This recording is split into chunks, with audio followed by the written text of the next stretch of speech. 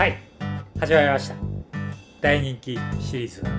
始まっていきます。本当にこれ大丈夫ですか？でまだ2色編上げてないんですけど、2色色編のが俺は好評だと思うんで。本当ですかね。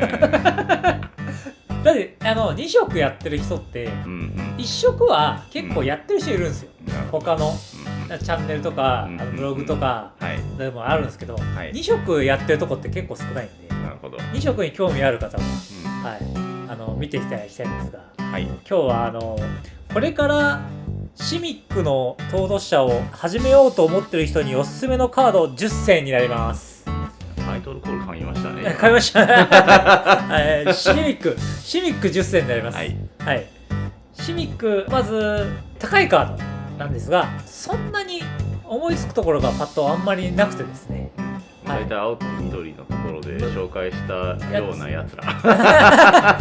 と、あと大体使うウィルとかっていうことになってきますんで、そんなまあ上限はあんまりないでしょっていうことでいけると思いますんで、そこから、一応10枚選んできました。今度は無限コンボのお話になってくるんですが、大体無限上陸で勝てる筋だったり、要はスーパーマンコンボっていうコンボがあるんですけど、無限マナ夕食無限マナで勝てる筋だったり、あと逆転棒であって無限マナですよね。であったり、もしくは皇帝のビヒモスで横並びパンチみたいな可能性もあります。その大体3パターンで、シミックは勝っていきます。まずもう1枚目から紹介させていただいてもよろしいでしょうか。まず花を手入れするものなんですけど、これ最近結構再録されてましてお安くなってるんで、ご紹介させていただきたいんですが、2マナの11のマナクリにして、あなたがコントロールしている全てのパーマネントの中の色1色につきその色のマナを加えるということで、シミックですと緑と青を1点ずつ加えることができるというクリーチャーなんですが、もちろん当然5色とか4色とか3色とか当然入ってくるカードなんですが、3色以降はやらないつもりでいるんで、ここで紹介させていただくんですけれども、シミックの場合は青と緑が出せる、つまり好きな色が出せるマナクリっていうのがすごい重要になってくるんですよ。なんでかって言いますと、そのさっきのスーパーマンコンボって言われる、青1マナでアンタップして緑マナもう1個出れば、2個出れば浮き続けるということで無限マナになるということなんで、その好きな色が出せるっていうマナクリが結構重要になってくるんですよね。例えばキナンとかよくあるんですけど、キナンで好きな色が出せるマナクリが夕食の無限マナになるということで勝てるっていう筋があるんですけど、その関係でこのブルームテンダーが2色出せるということでいいんじゃないかということで、こいつを選ばさせていただきました。一応2マナで以上出る可能性があるマナクリの中では一番マナコストちっちゃいんで、そうですね、かなり使い勝手がいいですよね。ということで今のやつは3マナ以上になっちゃうから、ということでシミックがこいつじゃないかというか入ってくるんじゃないかということでこいつを紹介させていただきました。で2枚目のカードになるんですが、機械神の肖像というカードになるんですが、4マナのアーティファクトで、これがアーティファクトであり青1マナを加えるということをタップで除く戦場にあるクリーチャー1体のコピーとして戦場に出してもよいと。で青1マナ出せるファクトなんですが、クリーチャーのコピーとして出せるということで、なんでこれがいいのかっていう話をするんですが、献身のドルイドっていうマナクリがいるんですよ。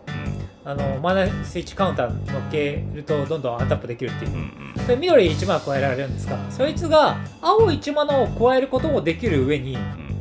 アーティファクトになるので夕食無限、青緑の無限になりますよね。なるんで、これが要は夕食無限のもう1個のコンボになりますんで、これを紹介させていただきました。で仮に変身のドルイドのコンボに使わなかったとしても、コピーとして、要は生物じゃない状態で場に出せるカードなので、なるほど、例えばだけれども、性別されたスフィンクスのコピーとかになっても全然強いし、っていうことなんですね、これ。そうですね。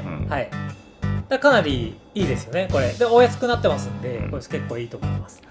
で3枚目のカードいきます。3枚目のカードは、無限上陸のお話ありましたんで、闘査というカードになるんですけども、上陸していくデッキだと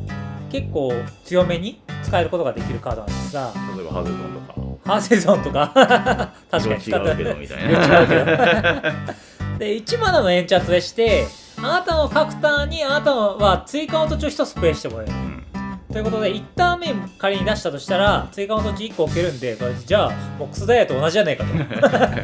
それは違うんだよね。違う、確かにちょっと違いますねまあでも結構強いですよね、はい。もちろんその上陸系のデッキって土地がいっぱい入ってますんで、そうですね、はい、土地をどんどん出していくカードという意味ではこれはかなりいいんじゃないかということになります、はい。で次4枚目のカードいきます、はい。今度は横並びの話になるんですが、例えば、そのナチュラルオーダーを打って皇帝のビヒモスを出すみたいな横並び展開していくデッキでいいんじゃないかと思うカードが1枚あるんですが、あるいは追加ターンを連打していくようなデッキでもいいんじゃないかな。なるほど、これ使ってましたよね、あの方イリシットの学者グラジラックスになります、はい。これはまあ強制ドローなんで気をつけてほしいんですが3マナ3-2であなたがコントロールしているクリーチャー1体がブロックされた状態になるたび、それはオーナーの手札に戻してもよい。これブロックされると手札に戻せるという。死なないという。死なない、はい。最高ですよ、でも。戻せるんですよ。で、あなたがコントロールしている1体以上のクリーチャーがプレイヤー1人に戦闘ダメージを与えるたびドローできる。でカササギがついてるということで、これ強制ドローなんですけど、でこいつかなり横並びになるんであればお安くてドローかなりできるカードなんでいいと思うんで、そうですね、いいですよね、はい、はい。で一応こいついいですということで次のカードいきます、はい。次のカードは一応今言った無限マーとか横並びとか無限上陸以外にも勝てる手段っていうのが青緑にもう1個だけありましてありますね、はい、はい、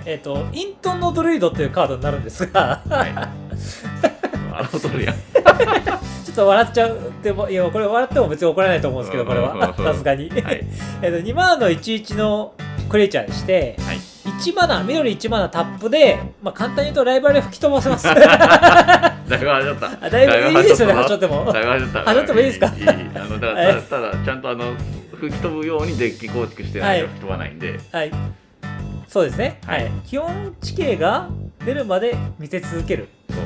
はい、基本地形以外を入れてくださいと。そうですね、はい。なぜかだから基本地形1枚も出てこないデッキが相手使ってる場合は、はい、これ使ってくる可能性あるんであります、はい、でライバル吹き飛ばしてオラクルで勝てるということが一応できるんですが、はい、一応オープンリーチです。これ1マナタップの紹介用になんで、まずアイントンドロイド出しました、オープンリーチです、そこから吹き飛ばすみたいな、ことになってしまうので、一応ね、はい、一応瞬足で唱えるとか、はい、そういうあとは稲妻のスネアって置いとくとかさ、はい、瞬足タイミングで勝てることもあるということで、次のカードを一応説明させていただきたいんですが、はい、錬金術師の隠れ家というカードなんですけども、これ土地になってまして、はい、まあ、普通に無色が出せる土地ですよ、はい、で青緑タップであなたは土地でないカードを瞬足を持ってるかのように唱えてもよい、これ青緑にあるいわゆる瞬足でいけるっていう特殊な土地でして、出現領域っていう無色のやつはあるんですけど、青緑の2枚耐性でいわゆる瞬足でいけるようになるんですよね。はい。でこいつが出現領域と違うところは、はい、桜らなくていいんで。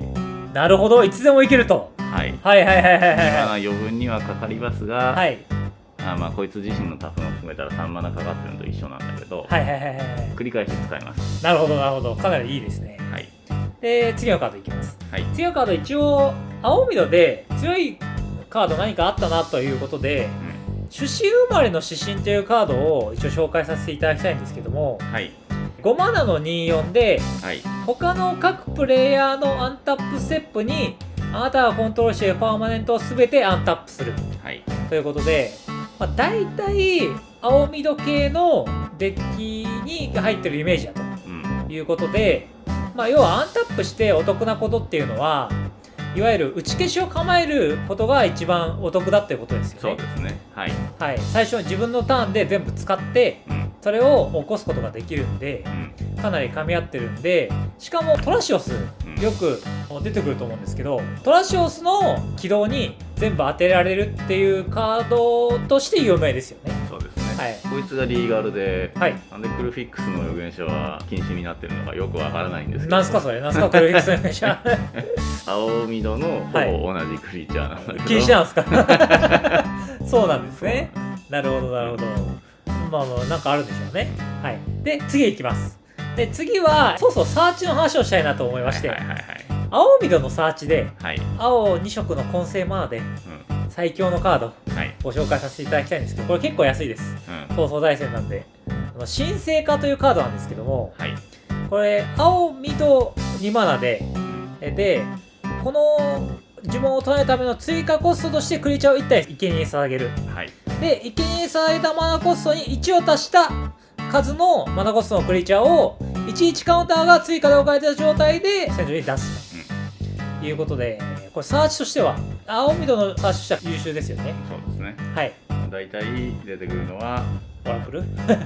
パターンもありますし、はい、アウフが出てくるパターンも結構多いですね。まあ確かにアウフはいけず構成にしとけばいいですよね。こいつサクってイントのドリル出すみたいなこともまああるよね。瞬足じゃないとちょっとそうですよね。まあ大体研修のドリル出すってパターンもありますね。あります。そう考えたら、はい。11カウンターが乗った状態で出てくるんで、一応1マナさらに出せるっていうね。そうですよね。はい。次もサーチの話なんですが、はい、打ち消しのサーチっていうよくわかんないこと言ってるんですが、はい、があるんですよ。ありますね。工作の混乱というカードになるんですけども、はい、これは2マナのインスタントのカードで、インスタントかソーサリーを打ち消します。2マナのインスタントで。で、これ変性という能力を持ってまして、3コスで変性して2コスの呪文、だからこのマナコストの総量に等しい呪文をサーチできる。2コスのインスタントなんで2コスの呪文をサーチすることができるんで、はい、インスタントソーサリーを打ち消すこととしてもたまに使うこともありますし、